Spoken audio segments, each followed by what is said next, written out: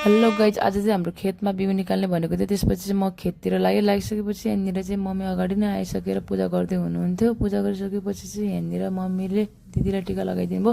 दिदीलाई टिका लगाइदिएपछि चाहिँ अनि मलाई टिका लगाइदिनु भयो। अनि म चाहिँ बारम्बार क्यामेरातिर हेरेको थिएँ नि त, त्यही भएर भिडियो बनाउँदै रहेछ, त्यही भएर रहेछ यता हेर्ने भन्दै हुनुहुन्थ्यो। अनि त्यसपछि यहाँनिर हाम्रो मम्मीको साथी आउनुभएको थियो, मम्मीको साथीलाई नि टिका लगाइदिनु भयो। त्यसपछि चाहिँ अनि हामीहरू खेतमा गइसकेपछि बिउ निकाल्दै त्यो बाँध्दै होइन अनि गरिरहेको थियौँ।